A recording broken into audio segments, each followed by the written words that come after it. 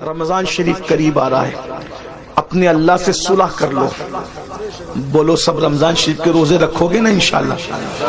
یاد رکھیے، تراویح پوری پڑھیے، رمضان شریف میں روزے رکھیے، عبادت کیجئے. رمضان شریف کی پہلی رات آتی نا، پہلی رات، رمضان شریف کی پہلی رات، تو عرش کے نیچے سے ہوا چلتی ہے رحمت کی، اور اللہ تعالیٰ اس دن اپنے بندوں کو پیار سے دیکھتا ہے، اور جس پر رحمت کی نظر اس دن پڑ جاتی ہے اللہ اس کو جنتی بنا دیتا ہے. روزہ مت چھوڑنا.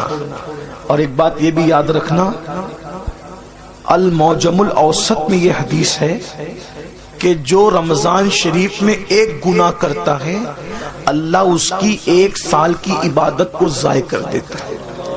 یعنی رمضان شریف میں اس لیے گناہ سے بچو.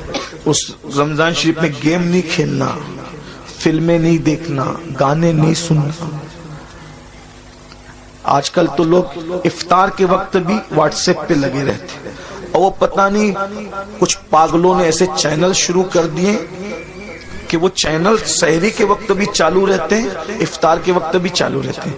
اچھا ٹھیک ہے بھائی، چینل تم چلاؤ، جو ہے وہ اس میں دن بھر تقریریں کرو، سحری افطار میں لوگوں کو رونے دھونے دو، عبادت کرنے دو، اللہ سے جڑنے دو. اور پھر ان چینلوں کے اوپر عورتیں بھی بیٹھی ہوتی ہیں، مرد بھی بیٹھے ہوتے ہیں، اور رمضان ٹرانسمیشن چلتا رہتا ہے. وہ کیسے بے غیرت مولوی ہے جو عورتوں کے ساتھ افطار کے وقت بے پردہ بیٹھتے ہیں؟ کوئی ان کو روکنے والا نہیں، کوئی ٹوکنے والا نہیں، عورتوں کے ساتھ بیٹھتے.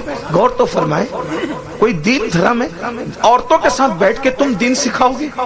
عورتوں کے ساتھ بیٹھنا کیا ہے؟ امام ابن الجوزی لکھتے ہیں کہ کسی نے کہا یا رسول اللہ اگر کوئی عورت کے ساتھ اکیلے بیٹھنا چاہے تو آپ کیا فرماتے ہیں؟ آقا فرماتے ہیں نہیں بیٹھنے کی اجازت ہے. کہا اگر عورت نیک اور مرد نیک ہو؟ تو آقا فرماتے ہیں عورت اگر مریم جیسی نیک ہو اور مرد یحییٰ جیسا نیک ہو اور دونوں قرآن سیکھنے سکھانے کے لیے بیٹھیں تو بھی میں ان کو بیٹھنے کی اجازت نہیں دیتا. کون مریم ہے؟ سنگھار کر کے بے پردہ منہ کھول کر. پہلی بات کوئی شریف عورت اس طرح آئے گی؟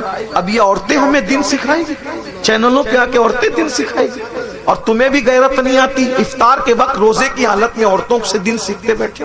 لا الہ الا اللہ. کیا میرے بھائی، ام المومنین سیدہ عائشہ صدیقہ کی قرآن پڑھنے کی آواز بلند ہو گئی تو فاروق اعظم رضی اللہ تعالیٰ نے عرض کیا رسول اللہ امی جان عائشہ زور سے قرآن پڑھ رہی تھی، آواز گھر کے باہر جا رہی تھی. آقا نے میں عائشہ عورت کی آواز بھی عورت ہے، زور سے قرآن نہ پڑھا کر. سارے مومنین کی ماں ان کو روک دیا کہ زور سے قرآن نہ پڑھو. یہ دین ہے، یہ دین کی پوترتا ہے، یہ دین کا تقدس ہے. سب پامال کیا. یہ افطار اور سحری کا وقت کیا ہے؟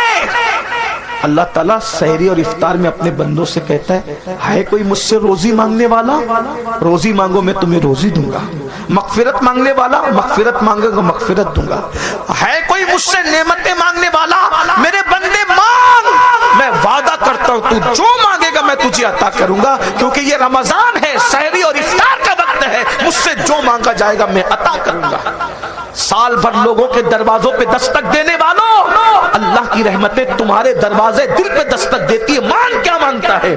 اس وقت تو نہیں مانگتے، پھل کاٹتے رہتے، ادھر ادھر باتیں کرتے رہتے، بھنکس بازی کرتے رہتے، واٹس ایپ پہ لگے رہتے، فیس بک. میرے بھائی رمضان شریف کا فائدہ اٹھا لو.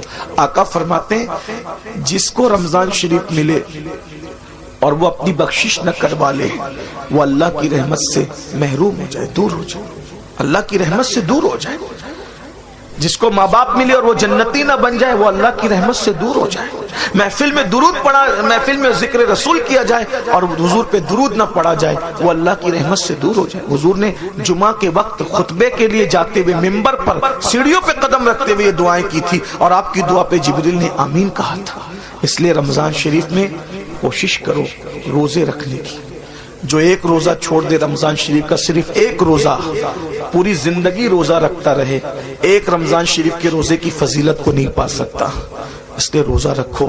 کچھ لوگ کیا کہتے ہیں مولانا ہم کام کرتے ہیں، بیمار ہے، یہ وہ. یاد رکھنا روزے سے کبھی بیماری نہیں بڑھتی، کہ اللہ کے رسول فرماتے ہیں روزہ رکھو صحت مند ہو جاؤ.